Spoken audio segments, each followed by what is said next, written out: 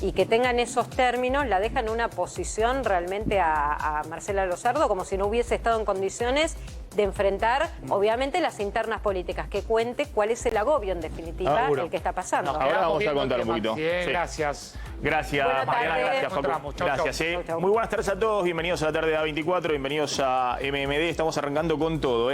Tenemos mucha información, en un ratito la vamos a contar, económica, de qué pasa con los cambios de ganancias, cuánto mejora el salario de bolsillo de aquellos que ganan de bolsillo, de salario neto entre 75.000 y 125.000 pesos. Y la pregunta si esos pesos adicionales que van a tener a partir de abril, y en algunos casos son bastantes pesitos extra, van a más consumo o van a comprar dólares en este contexto. Lo vamos a contar en un ratito. También cuáles son los cambios de monotributo. Atención, porque se vienen cambios en el monotributo y hay novedades importantes. Y bueno, finalmente, ¿qué está pasando con los alquileres con aumentos desde el inicio del año?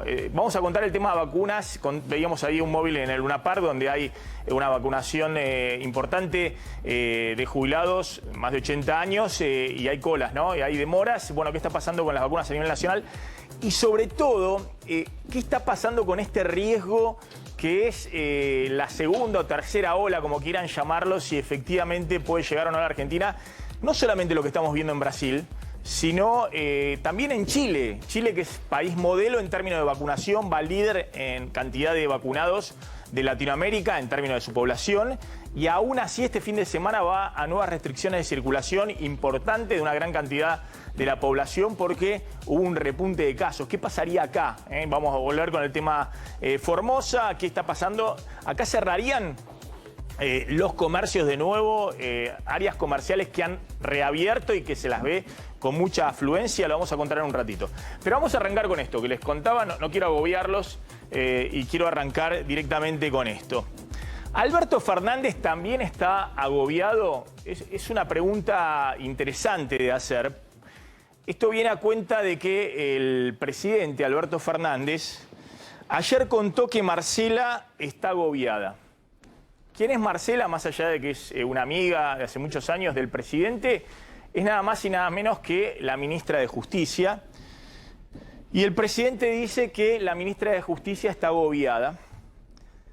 Y cuenta, además, no solamente eso, sino que me ha manifestado su decisión de irse. Es decir, Marcela Lozardo, la ministra de Justicia, le manifestó al presidente su decisión de irse porque está agobiada y el presidente lo hace público. Y no solamente esto, sino que Alberto Fernández dice que estoy buscando reemplazante. Marcela Lozardo, la ministra de Justicia, le dice al presidente que está agobiada y que le manifiesta su decisión de irse. Y el presidente le dice, espera que busco reemplazante. Y el presidente cuenta todo públicamente. La verdad que es muy impactante ver eso a este nivel de la política. No lo vemos a nivel de una gobernación o una intendencia, pero es muy impactante verlo a nivel del presidente de la Nación. Imagínense si mañana el presidente Alberto Fernández dice, Martín me dijo que está agobiado. Sí, Martín me dijo que está agobiado y le estoy buscando reemplazante. Me manifestó su decisión de irse. ¿Qué pasaría con la economía argentina? O Miguel me dijo que está agobiado, el presidente del Banco Central. Me manifestó su decisión de irse, estoy buscando reemplazante. Todo en público, diciéndolo el presidente.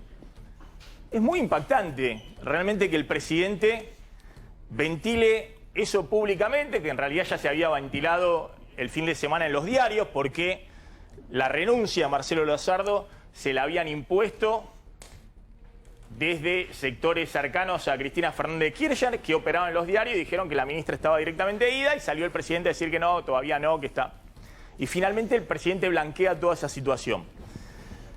A ver, ¿por qué está agobiada la ministra de Justicia?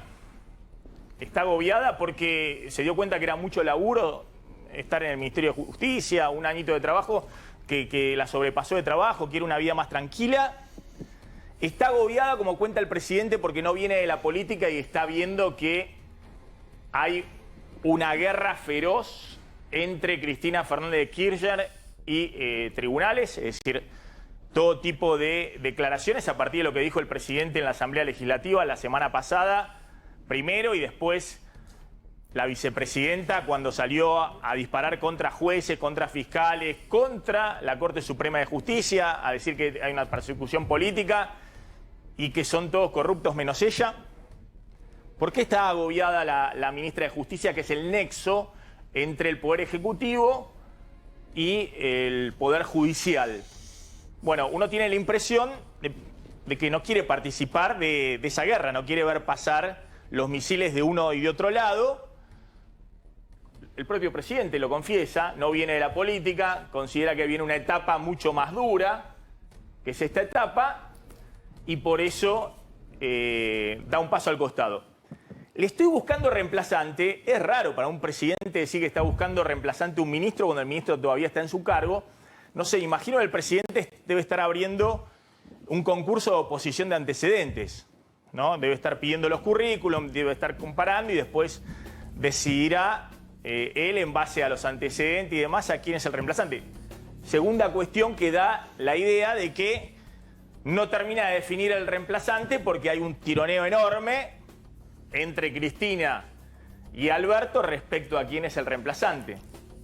Y según el reemplazante, ¿cómo queda eso frente a la sociedad, a la dirigencia política, que está viendo, bueno, a ver si le terminan de sacar la lapicera o no a Alberto Fernández, el peronismo, los gobernadores, los intendentes, que están sentados con el vaso de pochoclo en la mano viendo a ver qué reacción tiene Alberto Fernández. A ver, ¿cómo estamos en este momento con Marcela Lozardo y sus posibles reemplazantes? Y ya vamos a hablar también de cómo se delinea, digamos, el año electoral políticamente, que ha comenzado tan fuerte, e insisto, ¿cuáles son las prioridades en este momento del presidente? Porque claramente el presidente, cuando tuvo que echar a Ginés González García, que era su amigo, lo hizo inmediatamente, no salió a decir públicamente estoy evaluando a ver qué hago con Ginés. Y claramente uno puede discutir que el presidente tome o no decisiones, está en todo su derecho, pero hoy las prioridades del gobierno, sin duda, pero no solamente acá, sino en todo el mundo, incluida toda Latinoamérica, son cómo se sale de la pandemia, la vacunación, si hay o no segunda o tercera ola, como quieran llamarle. Es decir, todo el área de salud está en el primer lugar, junto con la economía. Esas son las prioridades de cualquier gobierno. Ahora, el presidente empezó el año discutiendo de los temas de justicia, que parece una realidad paralela en base a los problemas judiciales que tiene Cristina, y discutiendo en público, bueno, que la ministra de Justicia está agobiada y que le está buscando reemplazante. Bueno, ¿cómo está esa situación, Damián? ¿Qué tal, Maxi? Sí, de hecho, anoche el presidente reconoció dos de los nombres que evalúa como eventuales reemplazantes de Lozardo. Hay otros también, nosotros ayer dimos otros nombres, pero hablemos de esos dos. Por un lado, de Martín Soria, diputado nacional rionegrino, a quien más se lo mencionó inicialmente desde el círculo del propio presidente de la Nación. ¿Qué características tiene? Nosotros ayer decíamos, no es un cristinista, es un peronista. De hecho, es el presidente del PJ rionegrino, ex intendente de la ciudad de General Roca. Martín Soria, acá lo tenemos, sí. Hijo del ex gobernador fallecido, el gringo Soria. Y de hecho, como como líder del peronismo rionegrino, se enfrentó a la cámpora. O sea, él enfrentó al cristinismo en la provincia de Río Negro muy duro, muy duro. Tanto es así que en las últimas horas incluso Devido recordó que su hermana había votado el desafuero del propio Devido. Como vocero de lo judicial, integra comisiones claves en el Congreso, en especial la Comisión de Justicia, también la de Legislación General y ¿cómo sería este político. paso? Después desarrollamos bien también el resto de los integrantes, pero si fuera el reemplazante de Marcela Lozardo en el Ministerio de Justicia, ¿sería una señal para quién? Sería una señal para Cristina en parte, porque lo que hizo Soria precisamente fue se puso la ropa de cristinista. Y de hecho fue uno de los que asumió el discurso anti-lawfare en la Cámara de Diputados. Y encarna un discurso duro. pero como peronista también es una señal hacia los gobernadores, no solamente hacia el cristinismo. Le cierra a Alberto Fernández porque no estaría entregándole el lugar a un cristinista puro como podría ser otro rionegrino, Martín Doñate, o quien siempre se lo menciona, Juan Martín Mena, el viceministro de Justicia. ¿Y quién es el otro gran candidato en este momento? Recordemos que Marcela Lozardo no solamente la asocia en el estudio jurídico hace muchos años de Alberto Fernández, sino que es del círculo estrechísimo de Alberto Fernández, Sí, ¿no? la familia prácticamente. Exactamente, una relación personal muy, muy grande. Imagínate Entonces, que Alberto fue testigo de casamiento de Lozardo, casamientos hace años. Bueno, Lozardo fue testigo de casamiento pero por eso de Alberto Fernández. la palabra me contó que está agobiada. Insisto, tiene mucha significación porque está hablando de una persona que está viendo que hay un combate político feroz alrededor de la justicia y del Poder Ejecutivo y no está dispuesta a participar de eso. Y la pregunta es si también el presidente está agobiado, porque la verdad que es muy extraño que un político profesional como Alberto Fernández, ejerciendo la presidencia de la Nación, diga públicamente lo que le contó la ministra, que está agobiada. Uno dice, bueno, se retira por motivos personales, lo que fuera, y que después diga que está buscando el reemplazante. Insisto, ¿usted entiende lo que estamos hablando? Imagínense si Alberto Fernández dice, mañana Martín está agobiado, Martín Guzmán, el ministro de Economía, y le estoy buscando reemplazante. O Miguel, el presidente del Banco Central. La verdad que es muy impactante y que habla un poco también de las dificultades que tiene para gestionar el día a día Alberto Fernández cuando tiene un doble comando, cuando del otro lado está permanentemente en el tironeo. Y el tironeo también respecto a los reemplazantes. Por eso estamos contando la importancia de los reemplazantes. Porque vos das a conocer, ¿se acuerdan? Esto de la época de Menem, de la época de Kirchner y demás, que era un secreto el reemplazo y los cambios se hacían rápido, no cuando aparecían en los medios, vos buscabas los tiempos, manejaban los tiempos, lo hacía Kirchner, cualquier líder del peronismo. Y además, también el reemplazante, dabas una sorpresa con el reemplazante, no lo comentabas públicamente como si estuvieras abriendo un concurso de oposición de antecedentes. ¿Quién es la otra persona que está dando vuelta? Ramiro Gutiérrez. Ramiro Gutiérrez es un diputado nacional masista que fue, de hecho, funcionario provincial del área de justicia. Es conjuez, como abogado es conjuez en la Justicia Federal de Dolores, una persona que tiene mucha también relación con la justicia federal. Como dijo el presidente anoche, perteneció a la cátedra de Zaffaroni, pero también se abrió. ¿En qué momento se abrió? Cuando se acercó a Sergio Massa, cuando Massa rompe con Cristina Fernández. Ha venido muchas veces al programa a hablar de temas de seguridad en la provincia de Buenos Aires y demás. ¿Sería un perfil con una señal para quién? Y si de hecho, fuera para Ramiro Gutiérrez el electorado reemplazante. bonaerense, mucho más cercano a un perfil masista. O sea, volver a apuntar a la moderación que también encarnaba Alberto Fernández en la alianza con Massa y teniendo, por supuesto, a Cristina. Como dato, la diferencia de Soria, que apunta mucho más a instalar la persecución contra Cristina, el perfil de Gutiérrez es más un securitista, o sea, de apuntar un discurso de la seguridad vinculado a la justicia. Tanto es así que en la campaña del 2015 fue uno de los que hablaba de la necesidad de sumar a las Fuerzas Armadas a la seguridad interior. Algo que es mala palabra absoluta, Maxi. Para los sectores más garantistas, claro. Absolutamente. Bueno, por eso, además hay una ley de seguridad interior que lo prohíbe. Pero Maxi, claramente son perfiles muy distintos y que apuntan a sectores distintos. Yo te decía ayer, los candidatos hablan mucho más también de los sectores que quieren imponer al ministro que de los propios candidatos. Sí, vos sabés que hablaba hoy a la mañana con un integrante del Gabinete Nacional y me decía, en política hay una máxima que es el que saca no pone. Es decir, dentro de los espacios políticos, en este caso el frente que tiene a Sergio Massa, Alberto Fernández y Cristina Fernández de Kirchner, casi siempre se da esa máxima, ¿no? El que saca no pone. Por eso, me decía, insisto, un integrante del Gabinete Nacional cercano a Alberto Fernández, de la mesa de Alberto Fernández, que probablemente el próximo ministra de Justicia no va a ser del riñón de la cámpora, pero sí va a contar con la bendición de Cristina Fernández de Kirchner, pero no del riñón de la cámpora porque es una máxima que se viene dando y se da permanentemente. El que saca no pone y no ven en el entorno de Alberto a un camporista Están duro. dando sobreentendido que la que la saca a Marcela Lozardo es Cristina. Pero, eso es lo que está ¿a vos diciendo. ¿Te cabe alguna duda, Maxi? O sea, no es que pide que la saquen, pero cuando a vos te minan el camino, te complican la gestión, te presionan por todos lados, es una manera elíptica de correrte también. Bueno, quiero enganchar esto con esta otra noticia de ayer, vinculada también al tema justicia y a la palabra lawfare, que es lo que ocurrió en Brasil. Después nos vamos a meter bien, vamos a ver si podemos hablar también con Scioli, con el embajador argentino en Brasilia, porque esto está generando una gran repercusión en Brasil. Está esperando Alberto Fernández una reunión con Bolsonaro en la Argentina a fin de mes, si eso tiene algún impacto.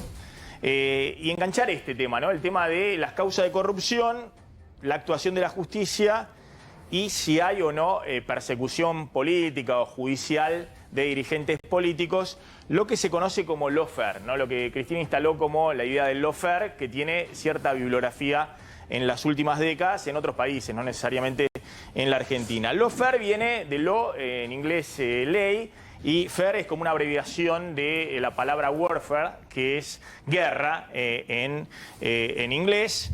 Lawfare sería una especie de guerra judicial en contra de dirigentes políticos que están opuestos al poder de turno, ¿no? En general se usa esa idea para un gobierno que utiliza a la justicia para perseguir o encarcelar opositores. Cristina lo engancha como discurso político a partir de la aceleración de sus causas durante el gobierno de Mauricio Macri, pero ahora esas causas avanzan durante el gobierno de Alberto Fernández. Entonces, Cristina asocia el lawfare en la Argentina no tanto a la dirigencia política, a Macri o a Juntos por el Cambio, sino al poder económico. Ella dice, yo vengo a cambiar las reglas de la sociedad argentina, es lo que dice Cristina, y me persigue el establishment económico a través del brazo judicial.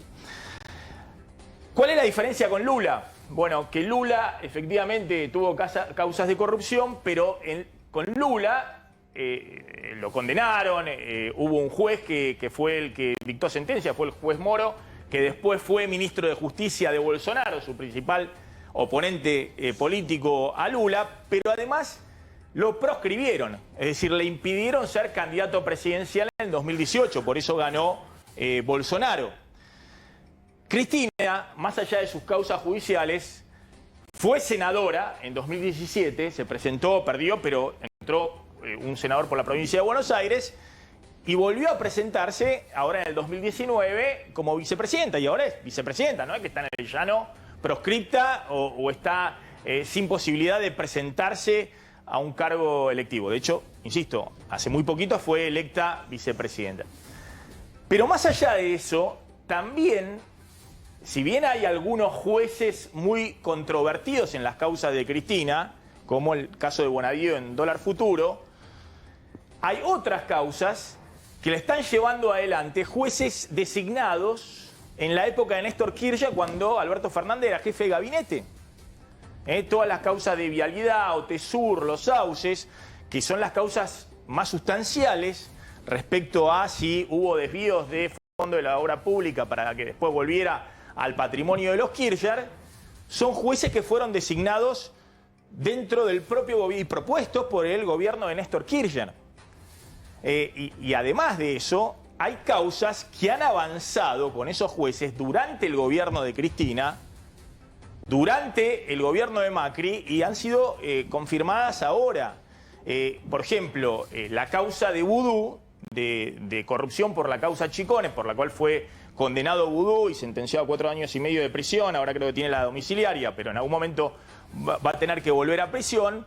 Es una causa que se inicia en el 2012 con el gobierno de Cristina por un juez llamado Rafecas y un fiscal, Rívolo. Rafecas es uno de los jueces designados en el primer gobierno de Néstor Kirchner, que además suscita muchas simpatías o suscitaba mucha simpatía dentro del kirchnerismo hasta que instruyó la causa Vudú. Después fue desplazado de esa causa, lo siguieron otros jueces, pero no es tan lineal de que hay un grupo de jueces que la persiguen porque esos jueces están a sueldo del Poder Económico o de Juntos por el Cambio o de Macri. Me parece que hay una diferencia sustancial. ¿Cuáles son las causas principales de Cristina, estas que decía que fueron instruidas por jueces que justamente los designó el propio Néstor Kirchner, los propuso el propio Néstor Kirchner? Bueno, de hecho, Maxi, la causa Otesur Los Sauces la inició Bonadío, pero la continuó Ercolini, y el procesamiento de Cristina Fernández lo dictó Ercolini. Ercolini fue propuesto en el año 2004 por Néstor Kirchner, y también es Ercolini el juez de la causa que llegó a, digamos, al juicio oral, la causa Vialidad. Es otro de los jueces también que fue designado por Néstor Kirchner, propuesto por Néstor Kirchner. Vuelvo al tema inicial, ¿no? El presidente Alberto Fernández está agobiado, todo esto que conté llama mucho la atención, y le voy a pedir a dos analistas políticos justamente para que me ayuden a explicarlo. Me parece que van a tener que retrotraerse mucho en la historia para encontrar un caso similar, en el cual un presidente en ejercicio revela que su ministra está agobiada, que quiere irse y le está buscando reemplazante. Todavía no lo definió, está buscando reemplazante. Yo hacía la analogía, bueno, por suerte no hay otros ministros agobiados, porque el presidente va a salir a decirlo públicamente hasta que le encuentre reemplazante, y se va a armar un despelote grande con la economía o con otras áreas. Están Luis Tonelli y Facundo Nejamsky, gracias a los dos por atendernos. Bueno, a ver, empiezo con vos, Luis. ¿Cómo estás viendo esta situación? Yo digo, es una situación verdaderamente inédita que revela un poco la situación de agobio que tal vez no solamente tiene Marcela Lozardo, la ministra de Justicia, sino también el propio Alberto Fernández. Y sí, mirá que esto es a poco de un año, ¿no?, de asumido. Así que la situación es, digamos, inédita en un punto, más de una ministra de Justicia, ¿no es cierto? Porque, como bien sabés, los ministros de Economía no se gastan rápido, y más en un país como la Argentina. Pero los ministros de Justicia en general, porque se dedican a cuestiones institucionales, son ministros que no están en el foco, digamos, del rush diario.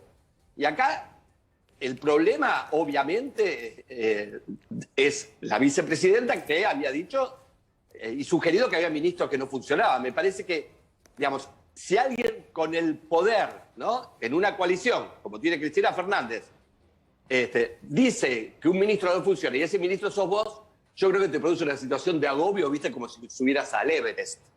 Me parece que el agobio es ese, ¿no?, la presión continua.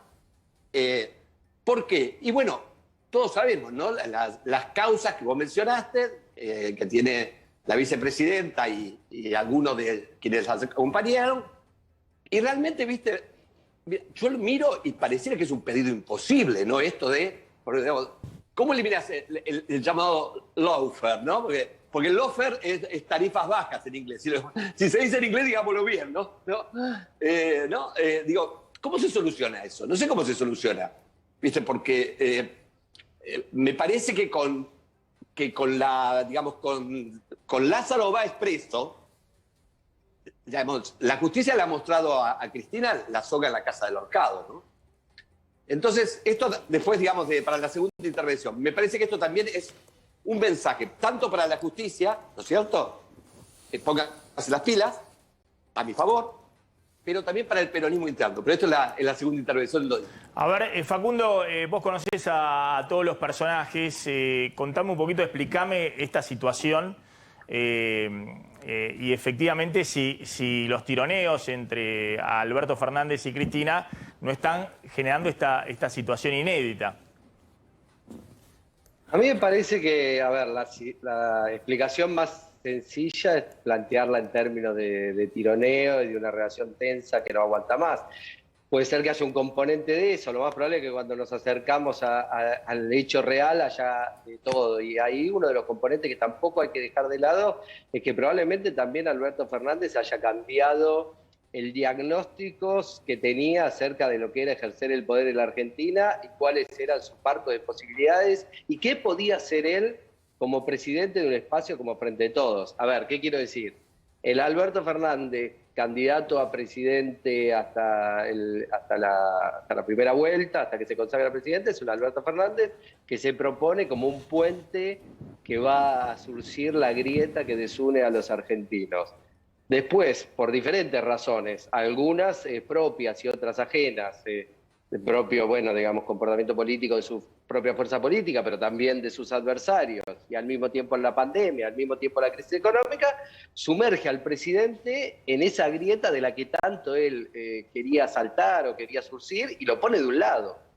Y la pregunta es si todos los ministros que tiene en su equipo, digamos, tienen condiciones como para ser ministros en un escenario de confrontación política con diversos actores. Entonces, a ver, sin juzgarla a Marcela Lozardo, no estoy acá haciendo ni de ella ni de ningún otro un juzgamiento. Simplemente la pregunta, si ese agobio que tiene Marcela Lozardo es un agobio que puede ser respecto de la vicepresidenta, como señala Luis, de que es posible que lo sea, o también es un agobio porque pensó que iba a ser que iba a ser ministra en un escenario totalmente diferente al que le toca hacer, y que jamás se imaginó que el presidente iba a tener un diagnóstico parecido al de Cristina, como el que emitió el 1 de marzo en la Asamblea Legislativa. Ahora, Facundo, más allá de Lozardo, ¿no? Que en todo caso, con todo respeto, dicen que es una gran jurista y una persona que cumple bien su función, me parece que es un personaje menor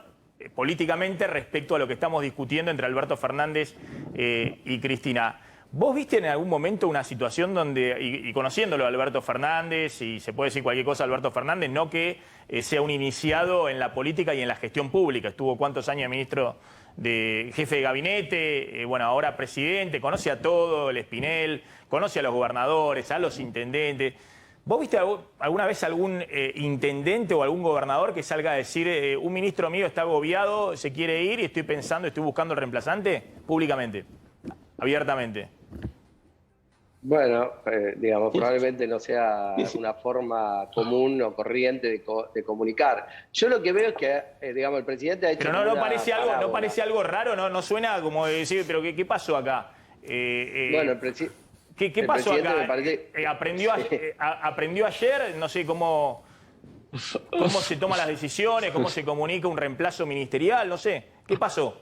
¿Está pasando algo más profundo? Me parece que el presidente de alguna manera se vio, digamos, de alguna manera cercado por las tapas de algunos medios de comunicación que tenían la información de que la ministra estaba terminada, estaba knockout, como se dice, estaba fuera de juego. No quería aparecer desmintiendo porque evidentemente debe tener definido el cambio. Yo creo que incluso tiene definido por quién es el cambio. Y bueno, digamos, deja ese punto intermedio, pero digamos, tampoco me parece, a ver, sin desmerecer que puede haber sido un error de comunicación o un grueso error de comunicación, tampoco me parece tan relevante. A mí lo que me parece más relevante de la entrevista del presidente el otro día es el cambio de diagnóstico del presidente. A ver, hay un presidente que antes de asumir va a un seminario del Grupo Clarín y le dice Héctor al titular de ese grupo, y el otro día señala que Clarín... Entonces, a mí me parece, pero yo no digo que esté mal ese diagnóstico, no lo juzgo, yo estoy diciendo como analista, Luis, pensalo. Está bien. Hay evidentemente un cambio de enfoque del presidente. El presidente tenía un diagnóstico que se podía gobernar de una manera, y ahora, después de un año de correr en gestión, se da cuenta que la Argentina no se puede gobernar tendiendo puentes como él creía que podía ser, y digamos, todos sabíamos que era... Digamos, debo decir, ¿cuáles eran las habilidades de Alberto Fernández? Bueno, las habilidades de Alberto Fernández es tender puentes con los otros. Entonces, evidentemente no puede demostrar esas habilidades porque el escenario de la Argentina no lo permite. Mira, yo lo resumiría así, si me dejan. Viste, todos decimos que el presidente tiene la lapicera, ¿no es cierto? Pero la lapicera de Alberto Fernández tiene poca tinta, digamos, y se lo ha demostrado, me parece, quien tiene el poder real, digamos, como es natural, ¿no? Como es natural una coalición. En una coalición están los lugares formales y están, digamos, los lugares reales de poder. Y Alberto Fernández realmente, en términos estrictos, sacó un voto. Él se debe a su electorado. Y su electorado es Cristina Fernández. Esto que sucedió, yo estoy de acuerdo con Facundo, lo doy vuelta, digamos, en mi análisis, y digo, es que Alberto Fernández se dio cuenta que tiene poco margen de maniobra. Digamos, perdió a sus dos manos derechas. Uno dice, bueno, es un personaje menor, Lozardo. No, bueno, es su hermana del alma, digamos, ¿no? Así como Macri decía, ni Caputo, y estaba en el gobierno, y la puso en un lugar clave, como es el Ministerio de Justicia, cuando sabemos que Digamos, es la prioridad número 1 de Cristina Fernández. Y el otro es Ginés. Bien. ¿No es cierto? Dos manos derechas, ¿no? Así que me parece que esto también es un mensaje hacia adentro del peronismo. Es, quien manda somos nosotros. Si vienen por las buenas, como el Gildo Infran, los bancamos. Por dentro, digamos, la cámpora avanza. Nosotros avanzamos, tenemos el poder. Me parece que esto es, digamos, el moño, digamos, que ata el paquete. Luis Tonelli y Facundo Nejamsky, gracias. Es muy interesante, como siempre, poderlos escuchar. Tenemos muchos temas en carpeta. Vamos ya con el tema de ganancias. Ya nos vamos a meter con el tema de qué está pasando con las vacunas. Qué está pasando también, si hay posibilidad de segunda ola o no.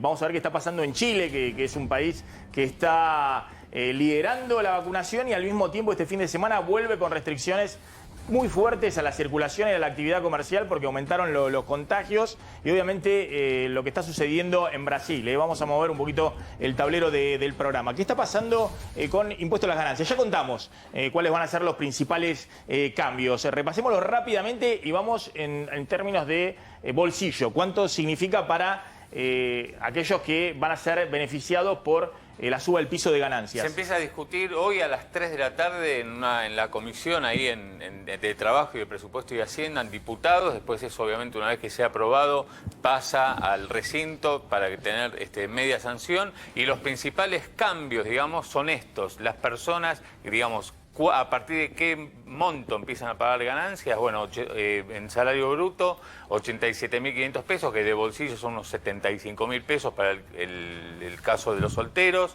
y para el caso de los casados con 2 hijos, a partir de 150.000 pesos, que son un salario neto de bolsillos de 125.000 aproximadamente. Bueno. En total se pasa de 2.300.000 a 1.033.000 personas las que van a pagar. Es decir, son beneficiadas más o menos 1.300.000 personas que van a dejar de pagar el impuesto a las ganancias. Bueno, el otro punto, a ver, el aguinaldo no pagará más ganancias, es uno de los principales cambios.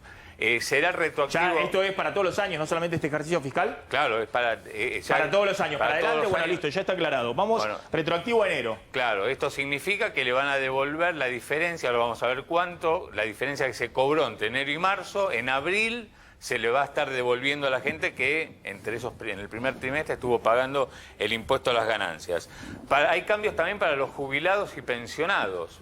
El mínimo imponible para los jubilados y pensionados pasa de 6 a 8 haberes mínimos. Esto es, al día de hoy, 164.571 pesos. Esto es muy importante, Maxi, porque como esto cambia, el haber mínimo cambia trimestralmente, entonces significa que trimestralmente va a quedar revisado justamente ese mínimo no imponible a partir del cual pagan ganancias los jubilados. La otra cuestión también que tiene que ver con jubilados y pensionados es que el beneficio se mantiene aun cuando el jubilado pensionado tenga otros ingresos, que hasta ahora no era. Si, por ejemplo, un jubilado pensionado tenía hecho un plazo fijo, entonces obtiene una renta, por más mínima que sea, por más mínimo que sea ese ahorro, bueno, tenía que igual pagar impuestos a las ganancias, ahora va a quedar igualmente exento. Es la cúpula de las jubilaciones que paga la ANSES. La jubilación media del ANSES creo que está en 35.000 pesos, la mínima está en 20.000 pesos.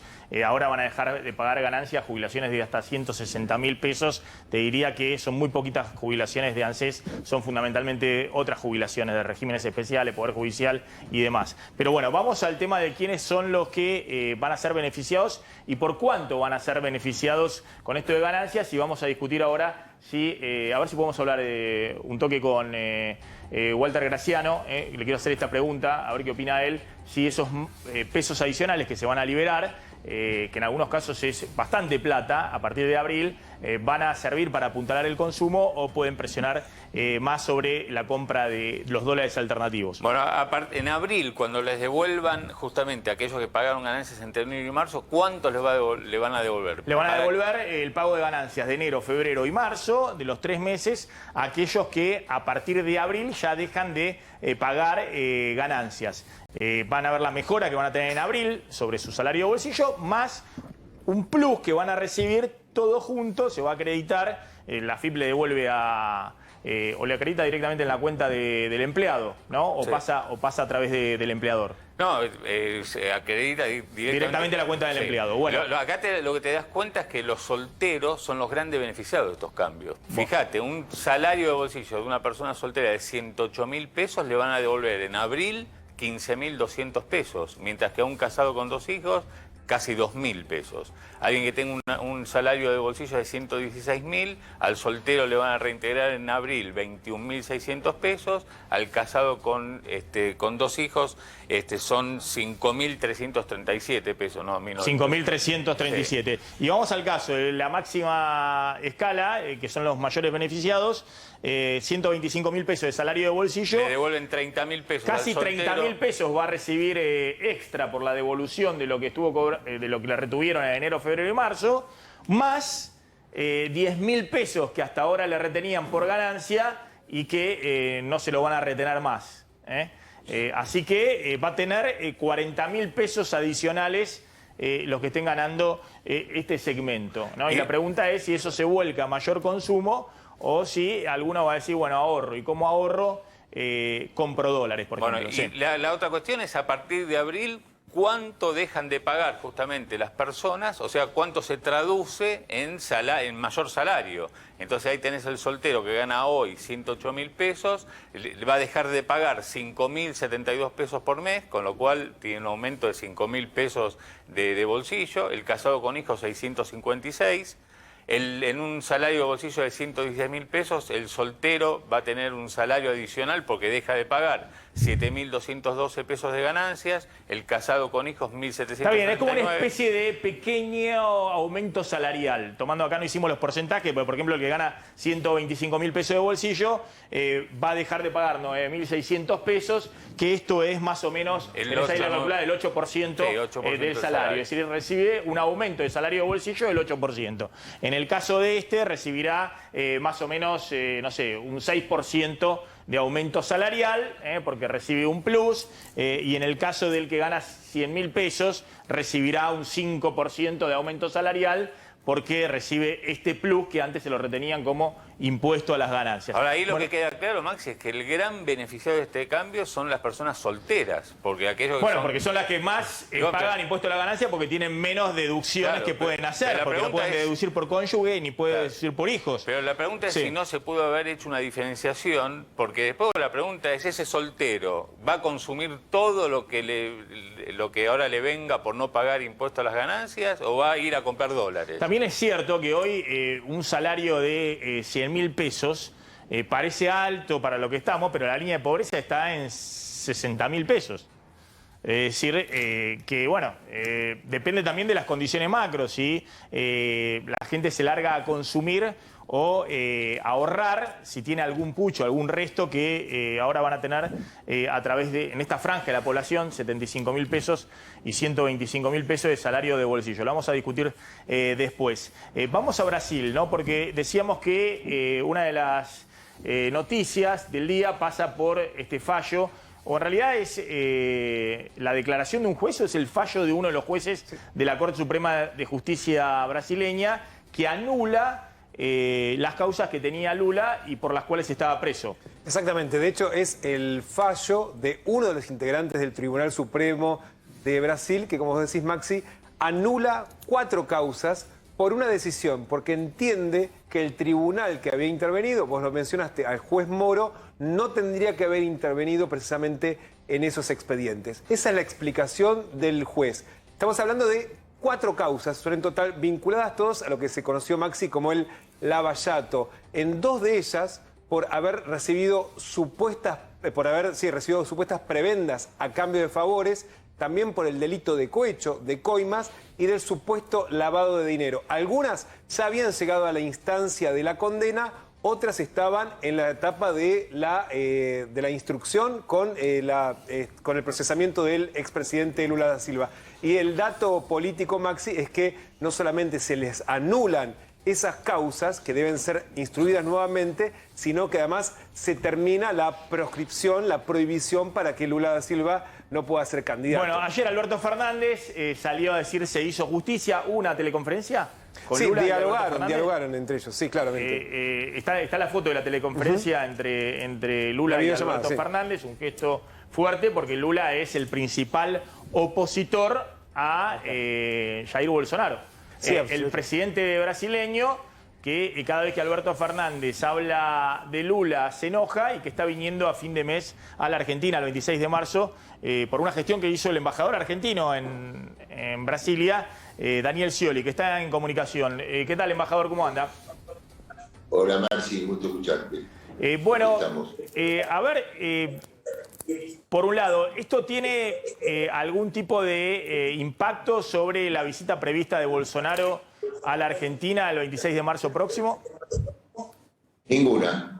Y prueba de ello es lo que ocurrió hoy. Un hecho histórico porque después de muchos años ya entre Brasil y Argentina no queda más ninguna barrera en el sector agroalimentario.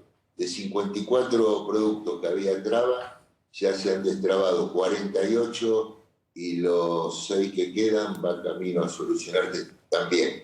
No solamente el tema langostino, que lo anunció oportunamente, sino un reclamo de las provincias vitivinícolas, el monto de uva, uva de granel, madera de pino que va a impactar, por ejemplo, la provincia de Misiones, chía, almendras, ciruela. Esto demuestra cómo se está trabajando en cada una de las áreas de gobierno, en cada uno de los puntos de nuestra agenda.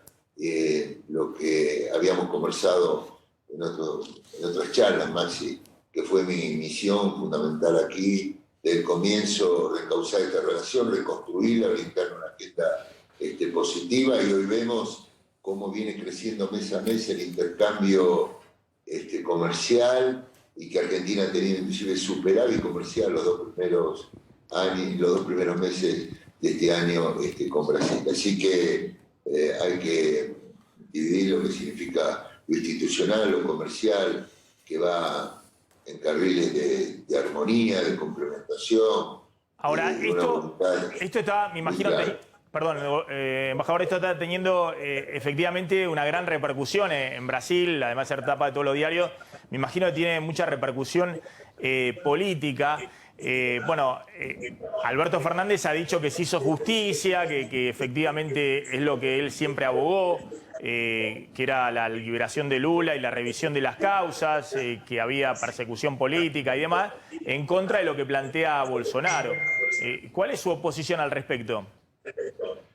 Mi posición al respecto a mí no me sorprendió. Yo hace un mes aproximadamente había anticipado lo que, de acuerdo a la información que tengo a partir de personalidades que fui conociendo en distintos ámbitos, que me estuvieron anticipando que esto se iba a ir esclareciendo y que Lula iba a recuperar los derechos políticos. Y te adelanto aún más, hoy va a haber novedades muy importantes porque se va a desenmascarar que el entonces juez Moro se movilizó con fines políticos y no con la objetividad judicial. Prevé un fallo también contundente y decisiones muy importantes en este sentido.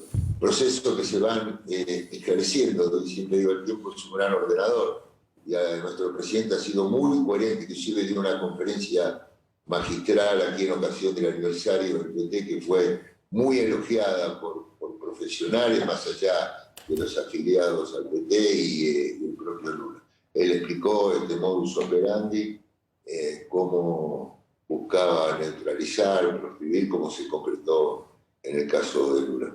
Es decir que esto puede abrir la posibilidad de que Lula sea candidato en el 2022, enfrentando a Bolsonaro. Recuperó los derechos políticos, pero fundamentalmente algo por lo cual él luchó tanto, que es por su inocencia. Y a partir de ahora, bueno, obviamente esto, junto al impacto que está teniendo el avance del COVID, la pandemia, que por estas horas realmente las cifras son desgarradoras, y se prevé que va a empeorar todavía un poco más. Aquí en Brasil hay un lockdown, hay estados como el de San Pablo, como Porto Alegre, que hay más de 100% de ocupación de camas, significa que hay pacientes que no pueden ser atendidos. Río de Janeiro también tiene esto. Así que el tema de la pandemia y el fallo con respecto al expresidente Lula acaparan toda la atención, los comentarios y la especulación política, porque el año que viene hay elecciones acá, Maxi, en Brasil, todo se prevé que Bolsonaro va a ir por su reelección y el PT, con el liderazgo de Lula, definirá su estrategia electoral. Pero mientras tanto a mí lo que me corresponde es defender los intereses argentinos, trabajar con las actuales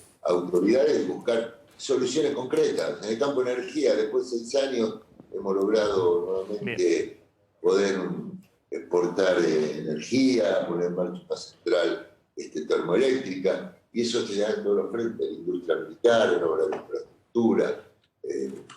Bueno, después la visita que he tenido en 9 estados, conectándolo con las economías regionales, a los gobernadores de aquí con los gobernadores de allá, los ministros de ambos gobiernos, y hay aún una gran expectativa con los 30 años del Mercosur, ¿no es cierto?, con la presidencia de Alberto Fernández, que yo en persona le pedí al presidente Bolsonaro 2 cosas: que esté presente, porque obviamente Brasil es muy importante por todo lo que representa en esta cumbre del Mercosur, y fundamentalmente el respaldo a las negociaciones de Argentina con el Fondo Monetario Internacional. Porque la estabilidad argentina, la sustentabilidad de nuestro país, es una buena noticia para Brasil también. Bien. ¿Por qué? Porque Argentina es el tercer socio comercial.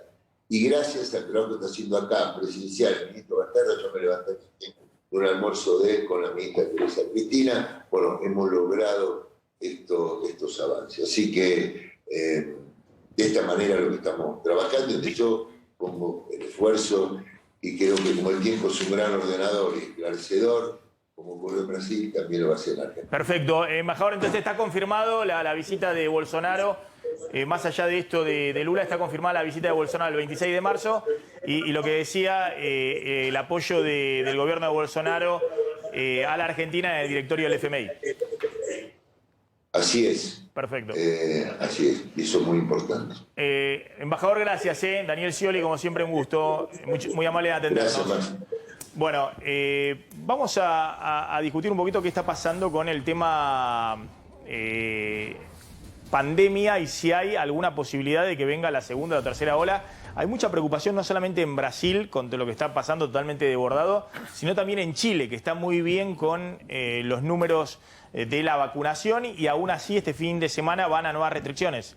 Exactamente, Maxi, porque de hecho en gran parte de las comunas chilenas tomaron la decisión de ir hacia, ellos llaman una fase intermedia, con fuertes restricciones, especialmente los fines de semana, para evitar precisamente la circulación. Y con este dato, vos decías, Maxi, récord de vacunación en la región, más del 21% de la población total de Chile, pero en simultáneo también en algunas zonas, puntualmente en algunos barrios de Santiago, también con récord de contagios en simultáneo. La explicación que dan en el gobierno chileno apunta al regreso de las vacaciones, que en simultáneo con también lo que ocurrió en Europa, pero lo cierto es que identifican que están muy cerca de la línea de saturación del sistema de salud que los lleva a tomar estas restricciones cuando todavía falta una parte muy importante de la población por ser vacunada, ¿no? Bueno, chequéenme una declaración de Goyán, del ministro de Salud de la provincia de Buenos Aires, que dice que es inminente que se apliquen restricciones muy fuertes a la salida de argentinos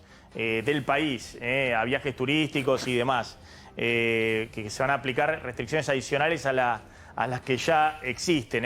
¿Por qué sale a hacer estas declaraciones el ministro de Salud de la provincia de Buenos Aires? Puntualmente dijo, en estos momentos tenemos unos 7.000 turistas que regresarán al país desde lugares con muchos casos, por lo tanto se va a restringir muy fuerte la salida de nuevos turistas hacia las regiones de circulación del virus. Esto lo acaba de decir Daniel Goyán, el ministro de la... A ver, está Leo Godoy, ¿no? En Flores, está en Villa Crespo, en la zona de Aules de Villa Crespo. Leo, que es una zona comercial, a ver cómo se está moviendo en este momento, y un poquito el modelo de lo que sucedió en Formosa, ¿no? ¿Qué pasa si a alguien se le ocurre decir, bueno, volvemos a aplicar restricciones, fase 1 y demás?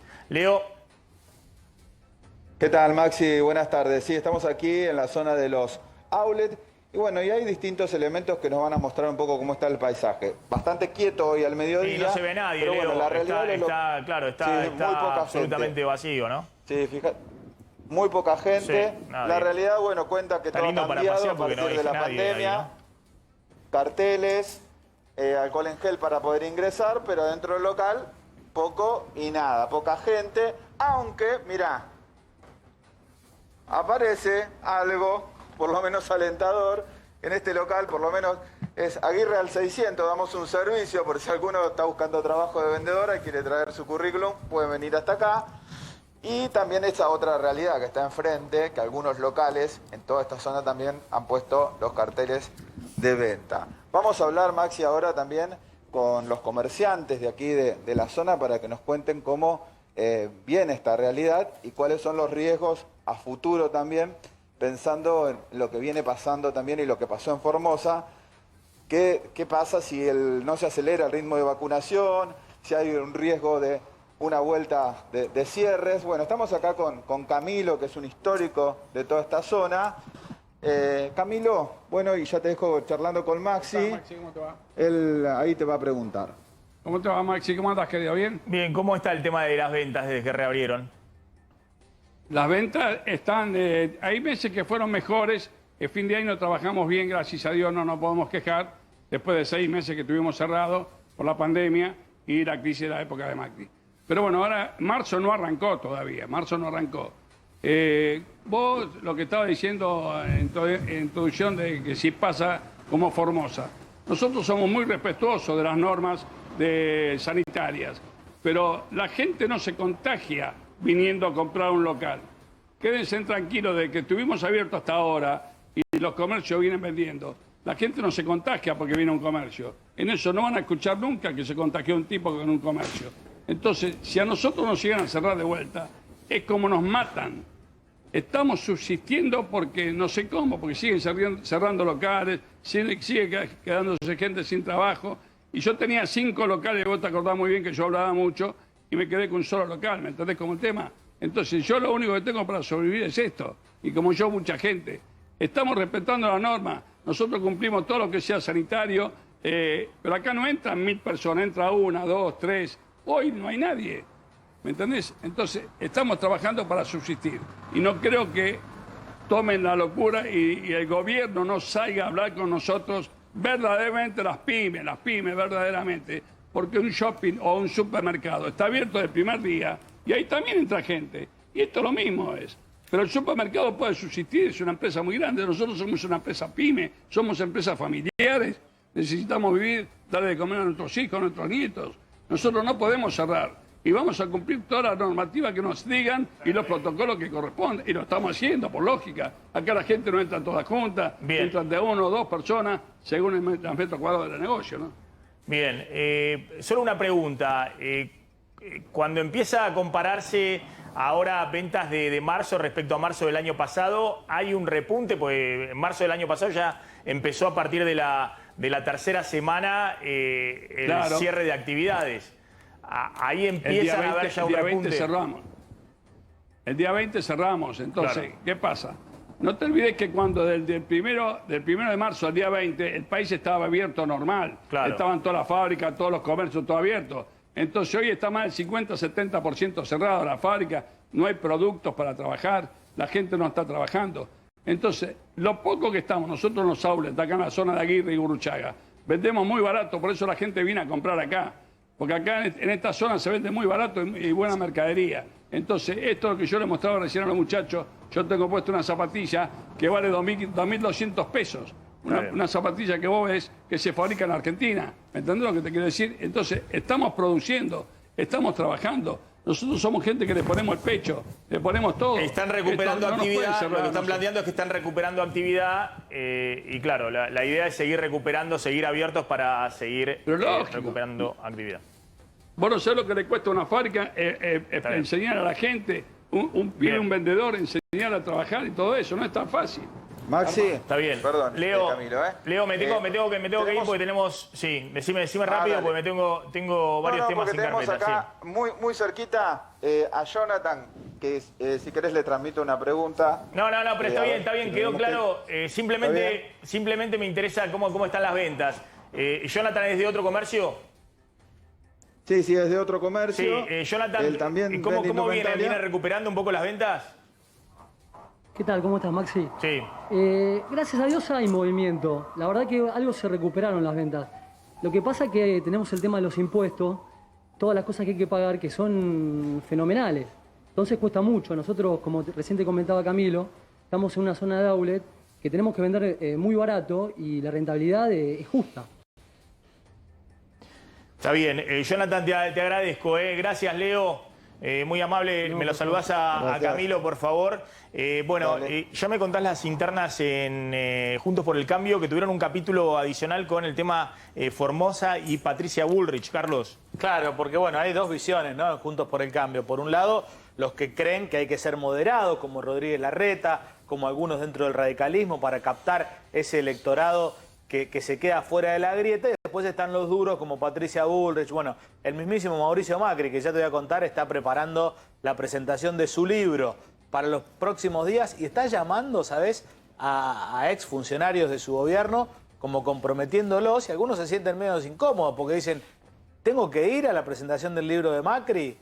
Fue mi jefe, era presidente cuando era ministro, pero ahora, qué sé yo, ¿ir? ¿Está bueno, no está bueno? Esta foto de Patricia Bullrich, que generó parte de la interna entre Bullrich y Horacio Rodríguez Larreta. Mirá, eso viene de antes, ¿no? Lo de la interna entre... Más que interna, son posiciones distintas de cómo abordar la política. Esta es Patricia Bullrich en Formosa, que se disfrazó de presa como una forma también provocativa de denunciar que están todos presos los formoseños en el gobierno de Gildo Infran. Un Gildo Infran no que es va un meme, quedando... se disfrazó de presa. No. Se le alcanzaba, dice, me lo alcanzaron y bueno, me lo puse. Es decir, logró su cometido. Jugó fuerte en Formosa políticamente, denunciando al gobierno de Gildo Infran. Y eso lo que generó es que ayer Larreta, que tenía que ir a casa de gobierno en un acto donde estaban todos los gobernadores, incluido Gildo Infran, se bajase, dijese, no voy a participar de un encuentro en el que esté Gildo Infran. Eso dijo Larreta. Claro. Que participó en muchos encuentros con otros gobernadores en los que estaba Gildo Infran. Pasa que en este momento de tensión, donde la grieta está a flor de piel, donde algunos sectores dentro de Juntos por el Cambio están muy críticos del gobierno de Alberto Fernández por la justicia, por la cuestión de Formosa y por una serie de temas, tampoco quería quedarse tan pegado Rodríguez Larreta al gobierno nacional participando, ni siquiera por Zoom participó. Pero ojo que en el encuentro donde sí participó Gildo Infran, que el presidente le dio una palmada, es lo único que se llevó, me dicen, de ese encuentro Gildo Infran. Después tuvo una conversación muy dura con Guado de Pedro, que hasta le recordó en un momento el caso de Catamarca. ¿Te acordás que tuvieron que intervenir la provincia, que era una provincia que tenía una historia de una familia en el poder durante muchos años, al igual que Formosa? Y Guado de Pedro le recordó ese peligro. Y también una situación en Formosa donde algunos vecinos, por ejemplo Zamora en Santiago del Estero, y bueno, buscan despegarse porque el desgaste cada vez más grande, el de Gildo Infran.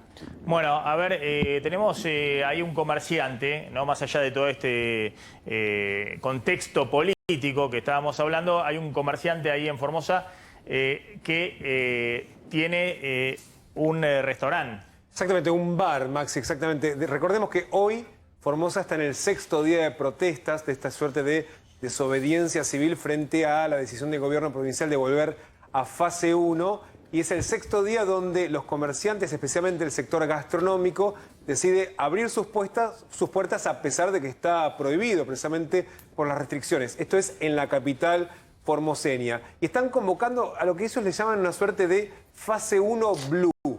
La fase 1 paralela. Esto es, la fase 1 que decide el gobierno y que insiste con las restricciones. Y por otro lado, en la fase 1 blue, donde los comerciantes del sector gastronómico invitan a la población a ir a sus bares, a sus restaurantes y a consumir. Tanto es así, Maxi, que los últimos días dicen que lograron recuperar lo que no habían podido vender en los últimos días. Está Patricio Evans, que es el dueño de un bar ahí en Formosa Capital. ¿Qué tal? ¿Cómo estás, Patricio? Hola, Maxi, ¿cómo están? Bien, bueno, ¿cómo está la situación? Está esta orden del gobierno provincial de volver a fase 1, pero hay muchos comerciantes que no están escuchando ese pedido. Bueno, hoy es el 6º día de distintas manifestaciones autoconvocadas de distintos sectores. Para darte un ejemplo, hoy en la plaza invitan a una marcha padres de chicos en edad escolar autoconvocados porque acá en Formosa no iniciaron las clases. Y por otro lado, en otro punto del centro, se convoca una marcha de los comerciantes que están trabajando en esta cuarentena blue, que supuestamente estamos en fase 1, pero se están abriendo igual los negocios. Así que estamos en esa situación incómoda, angustiante, y que después de tantos días de conflicto, sobre todo el conflicto muy delicado que fue el viernes, con mucha represión policial, no hubo ningún intento de diálogo por parte del gobierno con ninguno de los sectores de la actividad privada. ¿Y cómo viene la actividad económica? Digamos, ¿cómo vienen las ventas, el consumo estos días? Y mirá, imagínate, yo tengo un hotel familiar que lo cerramos definitivamente el mes pasado, después de un año donde el aeropuerto internacional de Formosa nunca se volvió a reactivar, la terminal de buses de larga distancia tampoco nunca volvió a operar, y las fronteras provinciales y con Paraguay se encuentran totalmente blindadas. La gente que ingresa es con un ingreso administrado muy difícil y lento, o con el habeas corpus, como muchos de lo de la prensa que están acá cubriendo. El comercio está muy difícil, los proveedores que tienen que ingresar logística, camiones a Formosa, también se les complica y encarece mucho. Y el poco comercio interno que tenemos nosotros desde la gastronomía, obviamente que también con una fase 1 tuvimos solamente en todo este año de pandemia en Formosa muy dura, un par de meses que nos dejaron trabajar viernes, sábados y domingo hasta la 1 de la mañana. Con el calor formoseño, recién la gente cae a las 9, 10 de la noche y lo tenemos que atragantar rápido con la pizza o la hamburguesa, que tomen apurado la cerveza y se vayan porque a la 1 de la mañana no puede quedar nadie en la calle. La verdad que quedaron muchísimos negocios en el camino, incluido este hotel familiar mío, y no encontramos ninguna compensación o diálogo para empezar a resolver, porque esto además pinta para rato, por eso creo que fue la rebelión de la gente. Bien, Patricio, te agradezco, muy amable lo que estás contando. Bueno, está contando un poquito una situación compleja para aquellos que tuvieron que abrir y ahora tienen que volver a cerrar, ¿no? Sería algo muy difícil de sobrellevar, salvo que tengas la asistencia económica que hay en otros países, ¿no? Ahora vamos a contar, a ver qué está pasando también en Chile, que están volviendo a cerrar y que eso está generando también mucha tensión. Ahora parece inexorable la vuelta para atrás que va a tener que dar Gildo Infran porque, reiteramos, se está quedando un poco solo. No tuvo ni siquiera una reunión personal con el presidente y con Guado de Pedro, habló por teléfono y está cada vez más solo en Formosa. Bueno, contame qué pasa con el monotributo. Bueno, mira, ahí en el Parlamento, en el Congreso, hay un proyecto de ley que iba a ser tratado en extraordinaria, se demoró, todavía no fue abordado. La idea es tratarlo una vez que salga la reforma del impuesto a las ganancias que hablábamos hace un rato, con lo cual esto se demora y mientras tanto, bueno, las escalas del monotributo y las cuotas del monotributo se mantienen en los valores del año pasado, con lo cual mucha gente con la misma facturación, digamos, está pagando más por la cuota. Entonces, la reforma del monotributo trae cambios para ahora, para el 2021, y cambios que van a continuar en el tiempo. ¿Cuáles serían esos primeros cambios? El primero tiene que ver con la actualización justamente de las escalas y las cuotas. Entonces, ese incremento sería del 35,3%, que tiene que ver con lo que subió el RIP el año pasado, con lo cual ¿quiénes van a poder quedarse en el monotributo? Aquellos que facturen hasta 200.000 pesos por mes en los servicios, por ejemplo. Ahora ese tope es de 145.000 pesos. Servicios profesionales. Claro, en el caso de un abogado, un economista, un arquitecto, un médico o médica, servicios profesionales. En ese caso, tope de 200.000. En el caso de los comercios, el tope será de 295.000 pesos a partir de la sanción de la ley, ahora es de 217.000 pesos, y en los años subsiguientes la idea, lo que dice el proyecto, es que se va a actualizar por el RIPTE. ¿Cuál otro cambio que tiene que ver con también con ahora en medio de la pandemia, los que se pasaban en facturación respecto a los topes no los recategorizaban y no había ningún problema? Tampoco se pasaban mucho porque nadie facturaba nada, pero hubo una especie de vista gorda respecto a eso, pero bueno, después van a empezar a regir los topes. Bueno, uno de los cambios principales de este nuevo proyecto es que aquel monotributista que factura hasta 25% por encima del tope que mencionábamos antes se va a poder quedar en el monotributo. Hay toda una cuenta, digamos, para cómo hacer para pagar lo que debió haber abonado justamente si pasaba al sistema general, con lo cual pagando una especie de, entre comillas, multa, se puede quedar en el monotributo. Y finalmente, el otro cambio, que sí es para adelante, es el llamado puente, que es aquellos que facturen por encima del 25% que comentábamos recién, bueno, van a pasar al régimen general, pero en los primeros 3 años van a tener beneficios en el pago del IVA, o sea, un descuento no va a pasar como ocurre hoy, que cuando alguien factura ya algo más y queda por afuera del monotributo, empieza a pagar justamente IVA y ganancias, sino que eso que tenga que pagar del IVA vaya incrementándose año tras año. Entonces, por ejemplo, en el primer año va a pagar va a tener un descuento del 50% sobre lo que debería pagar, en el segundo año ese descuento será del 25% y en el tercer año del 10%, con lo cual por eso se llama puente. El puente que hay entre el pasaje del monotributo al régimen general va a alargarse en el tiempo, digamos, y llevará 4 años hasta que termine abonando lo que está pasando hoy, que es alguien que factura en el monotributo por un poco margen, pasa y salta abruptamente al sistema general. Bueno, a ver, ¿qué está pasando con el tema vacunas, no? Venimos contando cuántos son los vacunados en este momento. Siguen siendo poco más de 1 millón.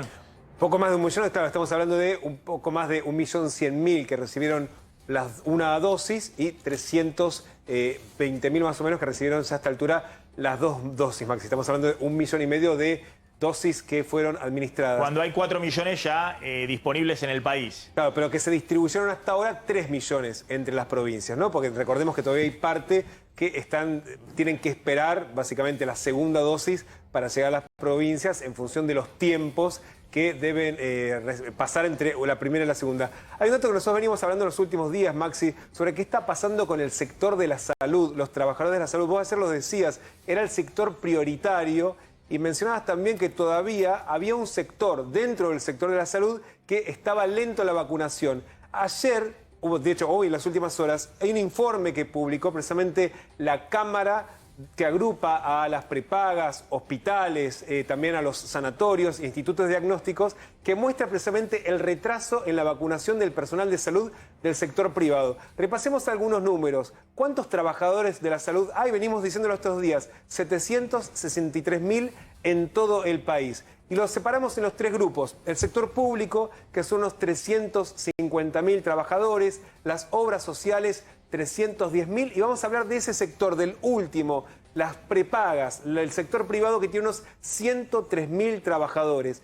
El informe que hicieron entre prácticamente el 60% de todas las clínicas que tienen asociadas, hicieron una investigación, un censo sobre cuántos trabajadores se habían vacunado y determinaron que solo el 40% recibió la primera dosis y el 24% la segunda dosis. Es decir, que hasta este momento de esos 100.000, solamente unos 41.000 recibió la primera dosis y apenas 24.000 recibieron las 2 dosis. En sanatorios privados son más los que no están vacunados que los que están vacunados. Solo 4 de cada 10 recibieron la primera dosis y todavía no llegan a ser... Sí, una cuarta parte, 10, claro. Es decir, no llega al 30% los que recibieron también la segunda dosis. Bueno, un poco lo que habíamos contado, nosotros habíamos dicho que en promedio el 30% en los sanatorios privados de los médicos o enfermeros y demás, personal de salud, estaba vacunado y que eso subía a un poco más del 50% en los hospitales públicos en la ciudad de Buenos Aires. Creo que en la provincia de Buenos Aires es más elevado el porcentaje de vacunación de hospitales públicos, de personal de salud. Estos eran un poco los rangos. En medio de todo esto, se armó una polémica si algunos laboratorios quieren vender en la Argentina, o farmacias o distribuidoras de productos medicinales quieren vender la vacuna en la Argentina. ¿Cómo es ese asunto? Ahora vamos a ver qué está pasando en Estados Unidos. Tengo entendido que hasta ahora no se habilitó la venta privada en ninguna parte de la vacuna, que sigue siendo en el China. Estado...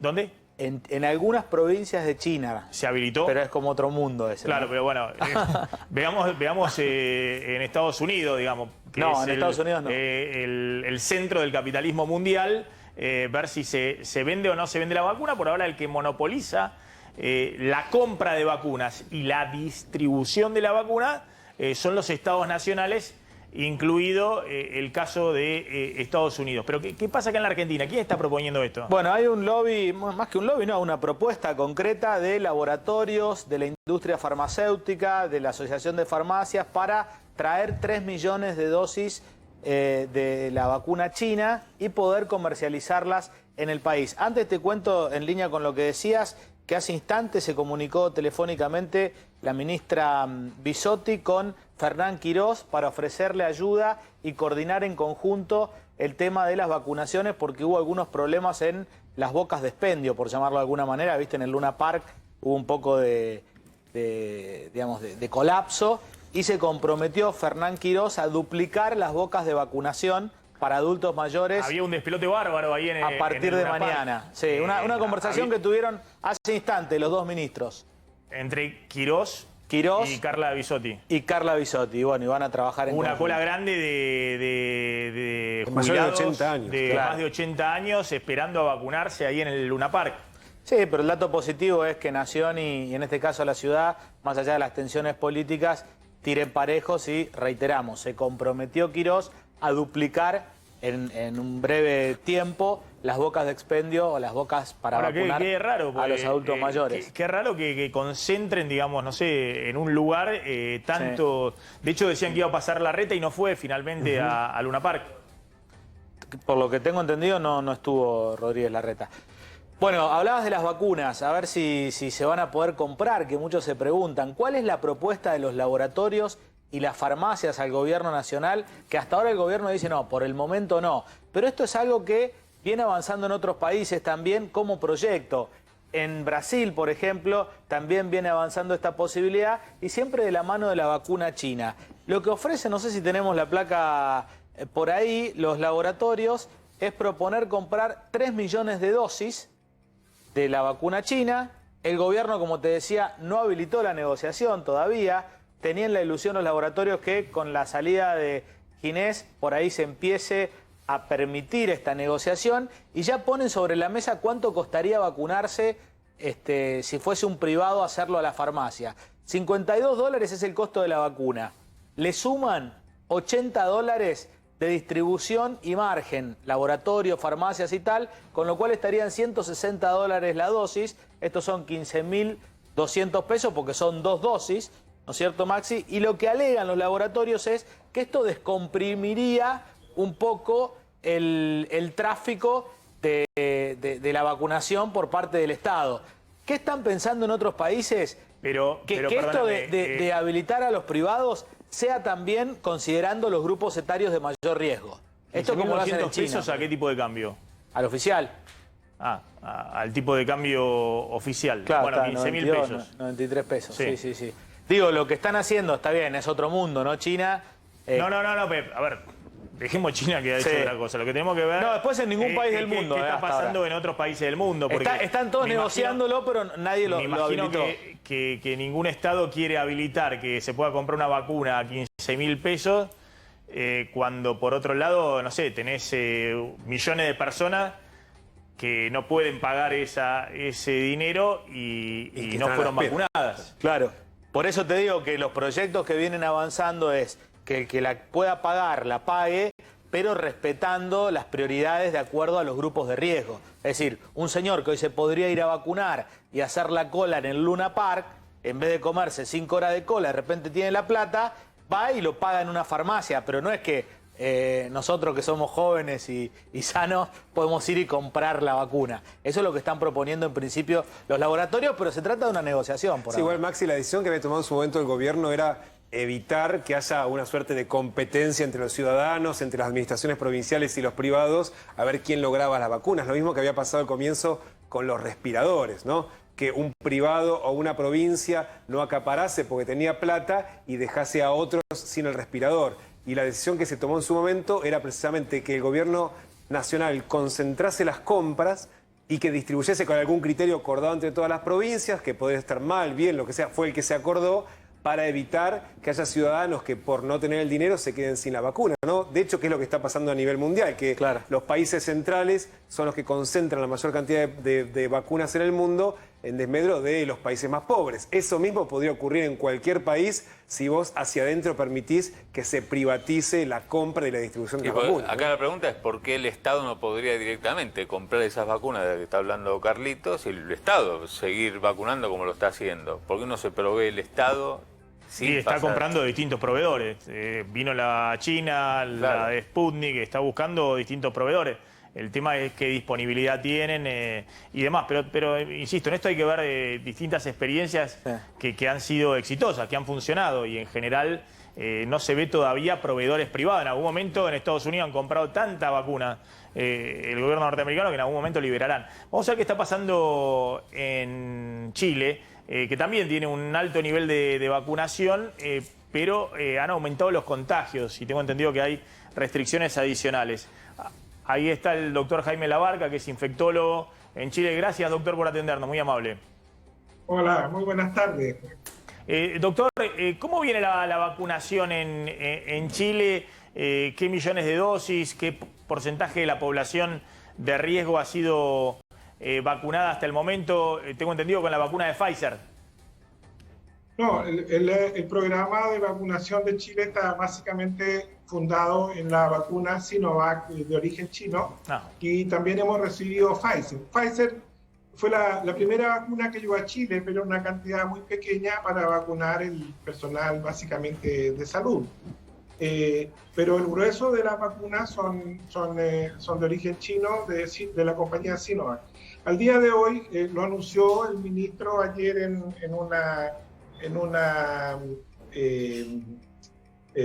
el reporte diario. Al día de ayer habían 10 millones de dosis de vacuna china y 1 millón de dosis, faltaba un poquito por llegar, de vacuna Pfizer. De tal manera que tenemos probablemente vacunas aseguradas para un porcentaje importante de la población, ya probablemente 5 millones de personas. Al día de ayer se habían puesto 5 millones de vacunas, 4 millones y un poco más vacunas de primera dosis, y ya nos estamos acercando a 1 millón de personas ya con segunda dosis. Y lo otro interesante es que ya tenemos el 80% de la población sobre 65 años, el 80% ya con al menos una dosis. Ahora, esta vacuna china no es tan potente o tan efectiva como la de Pfizer, digamos, de tal manera que se requiere la segunda dosis para que sea bien efectiva. Entonces, probablemente en este periodo en que todavía tenemos la población vacunada, todavía hay un 75% de la población objetiva que no ha sido vacunada. Con estas cifras, básicamente ya hemos vacunado un 26% de la población objetiva, pero todavía nos queda un porcentaje importante de la población. Pero ya hemos asegurado a la población más frágil, que es la que se complica y que es la que puede caer en el hospital. Claro. Pero como le digo, los efectos los vamos a ver probablemente primero en disminuir hospitalizaciones y un poco después ya ojalá disminuyendo los contagios, pero todavía estamos con una tasa bien alta de contagio y todavía estamos con todas las medidas, y esto va a demorar mucho tiempo en que realmente podamos salir de esta situación, varios meses todavía, aún con un programa relativamente bueno de vacunación. Claro, doctor, justamente le quería preguntar eso. La verdad que son números de vacunación importantes. Se está hablando de 4 millones de la primera dosis que ya se dieron y 1 millón que ya tiene también la la segunda dosis. Son números importantes, no sé, por ejemplo, comparando con el caso argentino, decíamos recién que había 1 millón de... 1,5 millones en total de las vacunas aplicadas, 1.100.000, 1.200.000 la primera dosis y 350.000 la segunda. Claro, son diferencias importantes y teniendo en cuenta que Chile es un país que tiene menos de la mitad de la población de la Argentina, o sea que... Pero aún así ha habido un rebrote fuerte de casos y están con nuevas medidas de restricción de circulación para aplicar en los próximos días. Sí, no, básicamente sí, porque Chile, usted sabe, la mitad de la población vive en Santiago, en la capital, la otra mitad vive en regiones.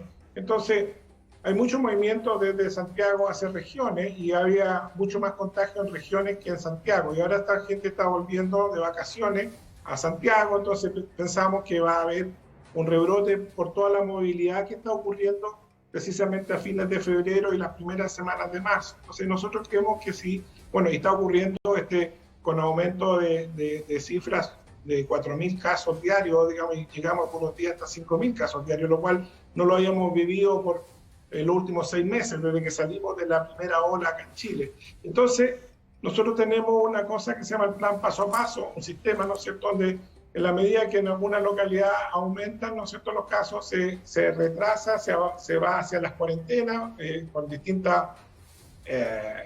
distinto grado, y en la medida que disminuyen los casos se avanza con más facilidades para la población. Entonces, claro, algunas ciudades, por ejemplo, ayer pasaron a cuarentena, como La Serena y Coquimbo en el norte, y en la zona central Valparaíso, que son ciudades importantes para nosotros, pero la región metropolitana, Santiago, no está en cuarentena, están en lo que nosotros llamamos fase 2 o fase 3, algunas comunas, de tal manera que hay cierta facilidad de movilización todavía, así que no. Y Santiago todavía no veo yo que pase una cuarentena en los próximos días todavía, a menos que empeore la situación. Claro, un nivel de contagio de 4.000, 5.000 casos, de nuevo para Chile, eso es un nivel de contagios muy, muy elevado. Argentina está mostrando en los últimos días niveles de contagio diario de cuánto más o menos. 5.000, digamos, va variando, pero digamos, claro, pero proporcionalmente nuevo, muchísimo menor. Claro, con el doble de la población. Con más del doble estamos con cifras muy altas. Claro. Lo que muestra esto también es que, claro, cuando crecen los contagios, más allá de que estés con un nivel de vacunación importante, es muy difícil de frenar, a menos que se tomen medidas de restricción. Así es. O sea, y lo que refuerza esto es la idea de que, a pesar de que se empezó con la campaña de vacunación y ha ido funcionando muy bien, hay que mantener la medida hasta que disminuya la circulación viral. Mientras haya virus circulando, van a haber contagios, aún en personas vacunadas también, de tal manera de que no solo las medidas se pueden disminuir cuando ya deje de haber circulación viral en la comunidad, deje de haber una circulación de manera significativa. Por lo tanto, estar vacunado no significa abandonar las medidas, al contrario, precisamente reforzar más las medidas para que la vacuna por un lado, más todas las medidas por otro lado, ojalá terminen con esta pandemia o esta epidemia en las distintas ciudades lo antes posible, digamos. Entonces, la medida, al contrario, más que abandonarla, hay que reforzarla, digamos, en este periodo, digamos, aún con vacunación. Entonces, no hay que creer que porque estoy vacunado ya no me cuido, eso es erróneo, porque aún con todas las vacunas pueden ocurrir casos de personas que se contagien. Les va a dar más precisamente eso que viene diciendo, si nos puede precisar, nos decía al comienzo que la mayor parte de los adultos mayores en Chile ya recibieron al menos una dosis, pero que también hay contagios entre precisamente esa población. ¿Cómo vienen los contagios en estos días entre los adultos mayores y también el nivel de internación de los mayores de 60, 70 años, incluso si tienen datos, si hay internados que hayan recibido alguna de las dosis? Sí, lo que pasa es que esta vacuna, para que sea más efectiva, requiere de la segunda dosis. Entonces, lo que ha pasado, básicamente, que todavía hay gente adulta mayor que había recibido la vacuna y muy pocos días después se enfermó, entonces no alcanzó a desarrollar la inmunidad. Por lo tanto, sí ha habido gente que se ha vacunado y ha estado grave. Pero pareciera ser, están saliendo los primeros datos, ya a un mes de comenzar el programa de vacunación masivo, de que está disminuyendo la edad de la edad promedio de los ingresos al hospital, así que pareciera ser de que se está empezando a ver un efecto de ese tipo, pero es muy preliminar todavía, es muy preliminar. Claramente eso ocurrió en Israel y ocurrió en el Reino Unido, eso ya está bien establecido. Y yo creo que acá es de manera preliminar. Y otra cosa interesante que ha salido en los reportes de los diarios, que han habido, por ejemplo, hogares de ancianos, en lugar de institucionalización de adultos mayores, en los cuales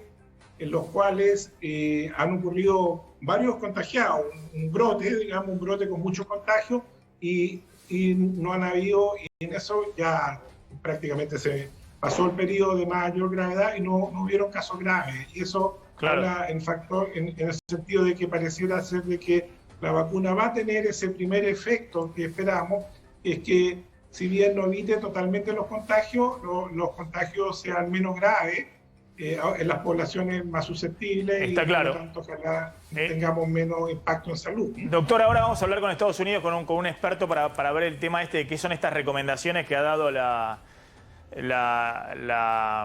Centro de Control de Enfermedades de Estados Unidos respecto a los vacunados, ¿no? De que no deben usar barbijos. Le leí mal, pero decía que no deben usar barbijos. No sé, es extraño porque están diciendo que igualmente se siguen contagiando, pero no sé por qué eso está recomendándose de Estados Unidos. Ahí en Chile a los vacunados se les sigue recomendando lo mismo que para todos, digamos, usar barbijo, distanciamiento social y demás. Así es. Nosotros creemos que es una mala señal disminuir la protección y creemos que la gente se tiene que seguir cuidando igual, precisamente porque los datos preliminares que se conocen de la vacuna china de Sinovac dicen que igual se disminuyen los contagios, pero no en un 95% como la vacuna Pfizer, sino un porcentaje menor que puede estar entre 50 y 60%. De esta manera que nosotros pensamos que sí pueden haber contagios aún en personas vacunadas, pero claramente lo que más disminuyó con la vacuna, sabemos, es mucho más efectiva en disminuir enfermedades graves.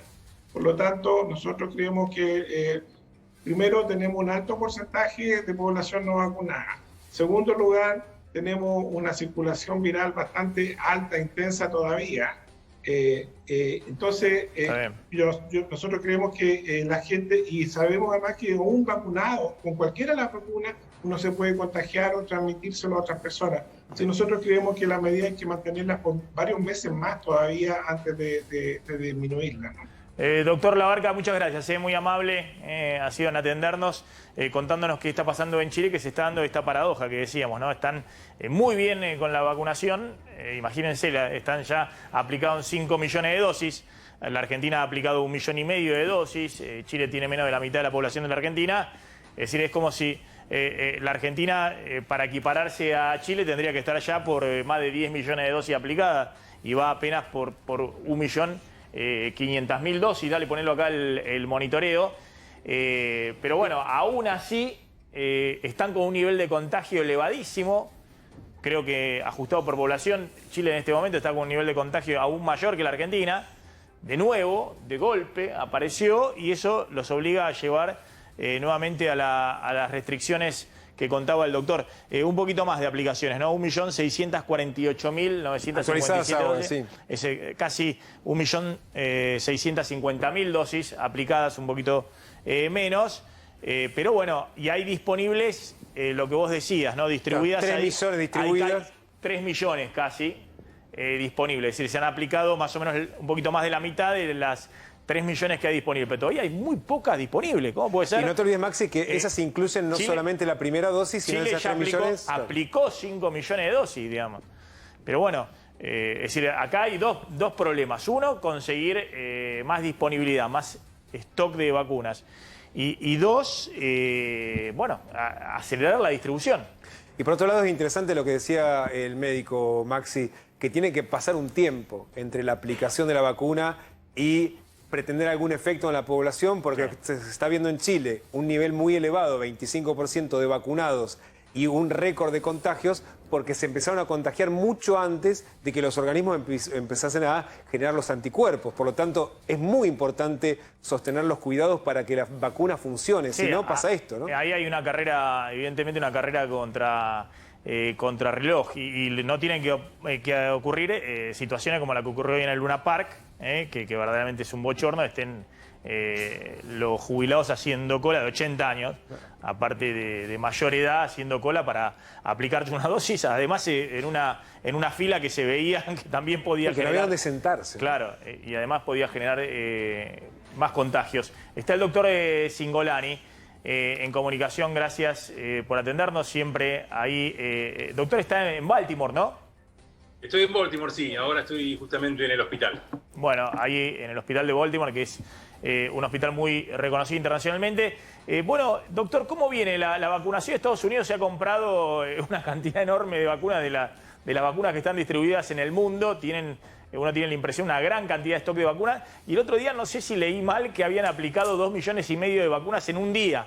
Habían aplicado, es decir, viene a un nivel muy acelerado la vacunación en Estados Unidos. Sí, pues vacunamos 5,2 millones entre el sábado y el domingo, que fue un récord para un fin de semana, y estamos arriba de los 2,5 millones de vacunaciones diarias. Ya tenemos 20% de la población vacunada con al menos una dosis y la mitad, 10%, con vacunación completa. Y seguimos tratando de aumentar, ¿no?, la cantidad de vacunas, ya que creemos que es el camino a la solución. Ahora, doctor, varias cosas que me interesaba preguntarle.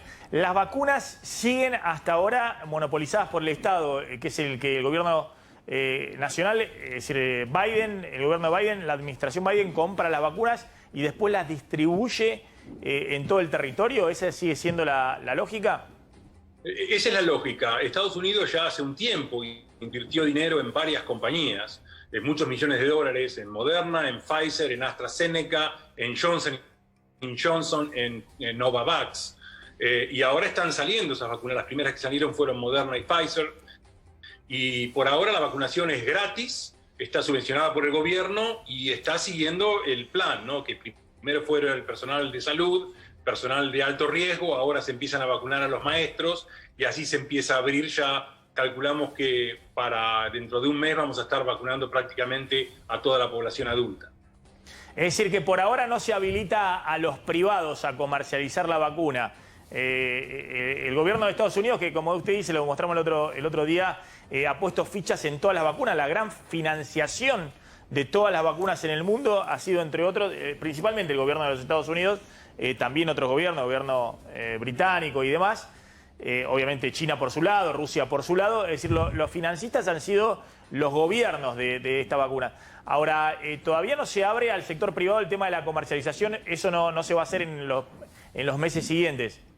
No que yo tenga entendido. Por ahora simplemente hay comunicados del gobierno que dicen explícitamente que estas son las normas. Si bien han hecho contratos el gobierno para que algunas farmacias privadas la administren, esas farmacias no están cobrando por la administración. Perfecto. ¿Qué es esto de los barbijos? ¿Por qué el Centro de Control de Enfermedades de Estados Unidos dice que no es obligatorio el barbijo para los vacunados? Bueno, esto quiero recalcar algo que ustedes recién nos estaban escuchando y decían.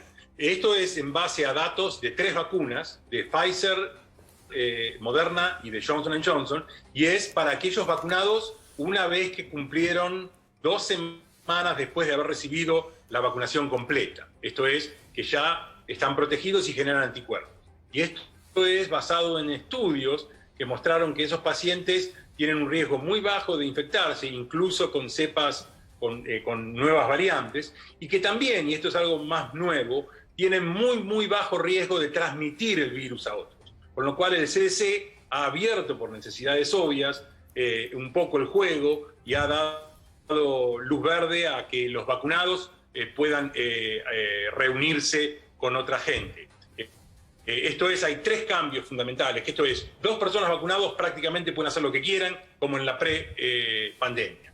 Una persona vacunada puede ir a una casa y no usar máscara dentro de la casa y juntarse siempre y cuando el resto de esa casa sean de bajo riesgo. Y un vacunado, si está en contacto con un COVID, con un paciente de COVID y no tiene síntomas, no necesita ni hacer cuarentena, ni necesita hacerse un test para ver si está infectado. Esto es un cambio bastante importante y que se va a notar sobre todo a medida que la población siga vacunándose, ¿no? Claro, sí. La verdad que es muy fuerte lo que está contando. Porque, bueno, la economía norteamericana está en un proceso de recuperación fuerte. Esto lo engancho con la economía, ¿no? Porque también los mercados en Estados Unidos están todos entusiasmados por varias cosas. El paquete de Biden de un lado, que son los cheques que ahora van a empezar a llegar de nuevo a la familia, que le da un impulso adicional al impulso que está teniendo por el lado del crédito. Estados Unidos está con tasa cero, es decir, todos tomando crédito, en parte para consumo, en parte para inversión, en parte también para la bolsa. Hay muchos que están con ese dinero, timbean, compran en la bolsa activos financieros, acciones, criptomonedas, un poco de todo. Pero también estas noticias que llegan desde el punto de vista de la vacunación, ¿no? La idea de que ya puede empezar a salir del juego del riesgo una porción importante de la población a medida que avance a un ritmo, la verdad, muy sostenido y muy fuerte. Digamos, 2 millones de personas vacunadas por día, bueno, es muy fuerte. Pero, doctor, ¿esto significa que cuáles son las proyecciones? Que a este ritmo puede haber un estado de normalidad, entre comillas, ¿hacia qué mes del año? Y posiblemente para julio, para el verano, para la mitad del verano, según las proyecciones. Biden, algunos son un poco más optimistas, algunos un poco más pesimistas y dicen que hasta el otoño, pero creemos que este año vamos a tener las cosas controladas aquí en Estados Unidos. Lo cual no significa que vayamos a tener controlada la pandemia, ya que una vez que se abran las fronteras, si no, y esto lo vivo diciendo e insistiendo, hay que empezar a pensar en los países que no tienen tantos recursos para vacunar a todo el mundo, no solamente aquellos países que tienen la suerte de tener muchos recursos y haber apostado financieramente a más de una vacuna, ¿no? Claro, pero está diciendo después, en última instancia, también hasta Estados Unidos va a necesitar que el resto del mundo esté vacunado. Tal cual, y ya he escuchado que las compañías, a medida que están sacando, Moderna está hablando con COVAX para dar vacunas, también Johnson & Johnson, la nueva vacuna que va a salir, Novavax, pero claro, necesitan hacerlo en magnitudes impresionantes, ya que necesitamos billones de vacunas para el mundo, ¿no? Doctor Cingolani, gracias, muy amable como siempre por atendernos, muy amable.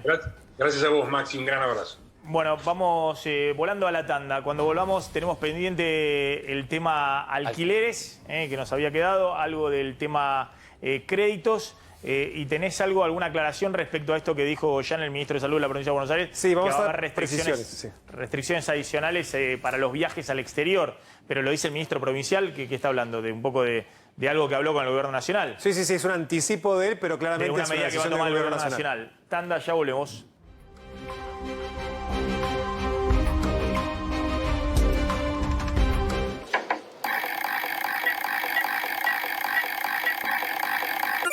Acertaste. Las mejores canciones de todos los tiempos están acá. Blue 100.7. Bájate. Arranqué con chalecito, casa chica, ahora torre de 40 pisos, papá. Hoy la energía la llevo yo. Caballero, 60 pesos.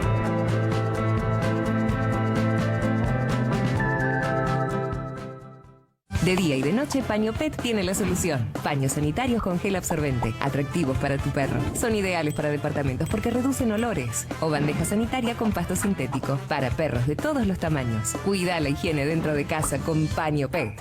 Joyería El Cazador. Toda una vida dedicados a las joyas. Pensá vender al mejor precio. Visitanos. Joyería El Cazador. Avenida Corrientes 2810, esquina Pueyrredón. Y llegó un momento en el cual, peinarme era un tema. Que quede canchero, que no queden blancos. Y la verdad que la gente de Capilé es unos genios. Tratamiento impecable. Me siento mucho mejor, mucho más confiado. Muy recomendable.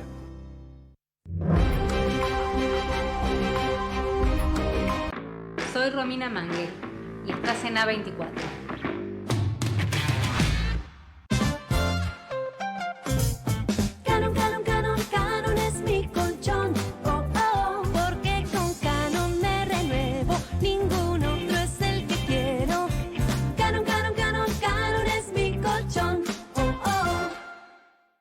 va a sonar un poco raro, pero lo cierto es que entre este yacimiento y vos hay mucho en común. Porque tanto los argentinos como este pozo de gas tenemos adentro la energía que hace falta para salir adelante. Una energía que parece invisible, hasta que aparece esa chispa que la hace brillar. Una energía que nos enciende, que nos mueve, que nos da el temple para superar las dificultades y nos forja para seguir a pesar de los golpes. Por eso en Pampa Energía estamos comprometidos en seguir invirtiendo para extraer y producir gas natural para toda la Argentina. Porque hoy más que nunca tenemos que sacar esa energía que tenemos adentro. Pampa Energía. Invertimos acá porque somos de acá. Con Cetrogar, la vuelta al cole es súper conectada. Aprovecha esta oferta con envío a todo el país. Notebook Acer de 1 tera a 94.999 pesos de contado o en 21 cuotas súper bajas con tu crédito Cetrogar. Cetrogar, acompaña tu vida. Una persona sembró maíz, trigo, arroz y así la humanidad pudo crear todo lo demás. Pero ¿quién hubiera dicho lo grande que iba a llegar a ser la civilización? La agricultura tiene que cambiar y lo está logrando. Somos Corteva AgriScience y estamos para apoyar a las personas que nos alimentan. Con semillas más fuertes, protección de cultivos precisa y avances en agricultura digital, estamos acercando a la próxima generación de la agricultura a la próxima generación de productores. Corteva AgriScience. Sigamos creciendo. All I have is a word.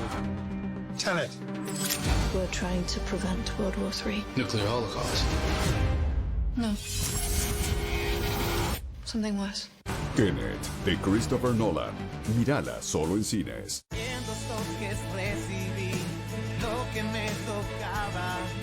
Con ANC envías dinero desde tus bancos de siempre a la cuenta bancaria o billetera virtual de la persona que elijas, tenga o no tenga ANC. Viví un mundo financiero más simple. Descárgala gratis. Vuelve el cole y seguro querés que tus hijos vuelvan con todo. Por eso no te olvides de poner en su mochila eso que tanto les gusta. Los packs individuales de Bagio Pronto y Bagio Latte son ideales para llevar desde casa. Ya sabes, este año con jugos y chocolatadas Bagio, dale una vuelta a tu vuelta al cole. Te presento a Duplex. Con este jabón líquido, las manchas se extinguen cual Tiranosaurio Rex. Te deja un aroma riquísimo, como un perfume de Free Shop. Arre. Yo duplico mi ahorro con Duplex. ¿Y vos? Duplex, duplica tu ahorro.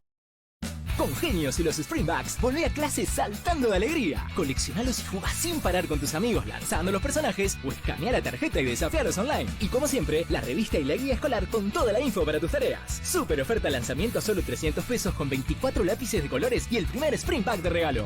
Revista Genios. Te levantás a las 7:30 como siempre. Te lavas los dientes. Suena la pava. Te pones la corbata. Saltan las tostadas. Tomás tu café. Agarrás el saco. Le decís a tu esposa. ¿Buscas vos a los chicos? Y si yo no laburo, ¿quién paga las cuentas en esta casa?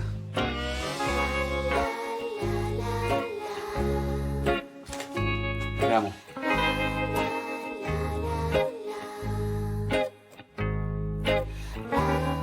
En Walmart le encontramos la vuelta para que puedas llevarte todo lo que necesitas cuando vos quieras. Por eso, contás con nuestra semana de ofertas. Hasta el miércoles 10, aprovecha 50% en la segunda unidad de gaseosa, frescos y productos de almacén seleccionados. 35% en Pantene, El Viv y muchas marcas más. Además, 30% en vinos y espumantes. En Walmart, seguimos comprometidos para que a las familias argentinas no le falte nada.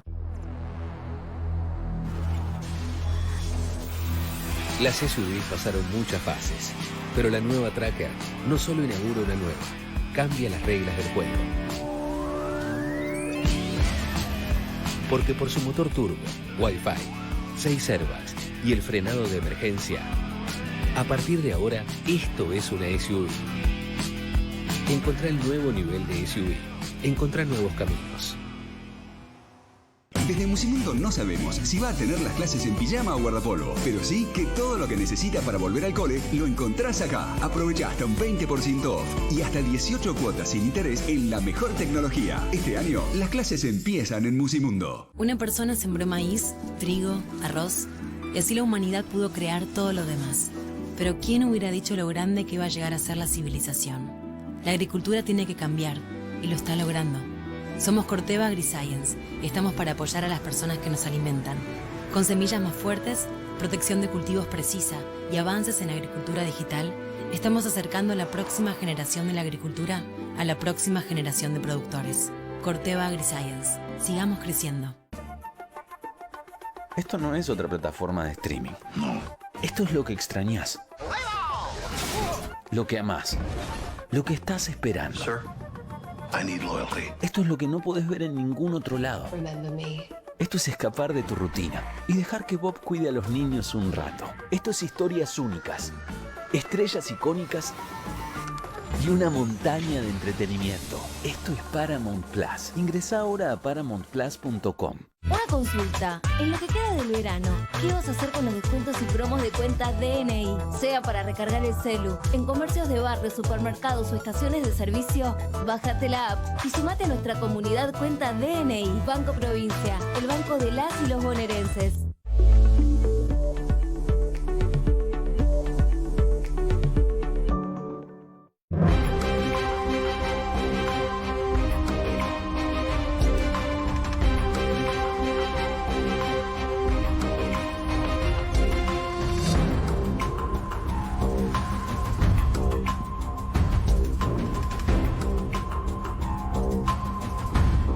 Bueno, ¿qué está pasando con el dólar en este momento? Mañana vamos a contar un poco el esquema que tiene el gobierno para controlar el dólar en este año, el año electoral, ¿no? La estrategia electoral para el dólar y cómo es la operatoria entre el Banco Central y el gobierno para mantener controlado el dólar. ¿Qué está pasando en este momento? Mira, la cotización sigue igual que en las últimas jornadas, 144 el dólar paralelo, 148 el llamado contado con liqui, 146 el dólar bolsa, que son los dólares alternativos. Hoy la novedad que está en el mercado es que el Banco Central hoy, como en las últimas semanas, vuelve a comprar dólares. Ayer fueron 50 millones de dólares, con lo cual en lo que va del mes ya acumula unos 655 millones de dólares. O sea, el Banco Central compra muchos dólares, los ojeros están liquidando a buen ritmo justamente y todavía no empezó la cosecha, la última cosecha, pero acá el dato es que el Banco Central no logra captar esas divisas para acumular reservas. No, ahora mañana voy a contar justamente por qué, si compra tantos dólares por día, ¿dónde van a parar los dólares que está comprando el Banco Central?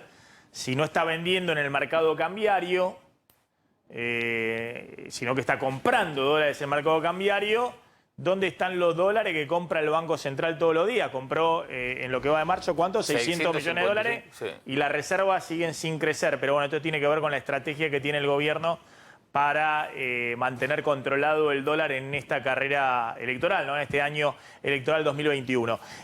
Nos había quedado pendiente qué pasa con las restricciones para salir del país, para viajes al exterior, un anticipo que dio el ministro de Salud de la provincia de Buenos Aires, Goyan, que dijo, ojo que nosotros va a haber quizás ya hemos restricciones mucho más duras para los viajes al exterior.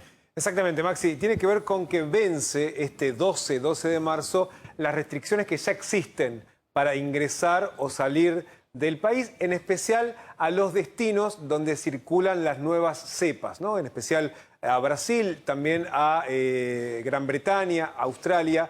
Y la duda es si van a permitir o no. ¿Qué anticipó Goyan?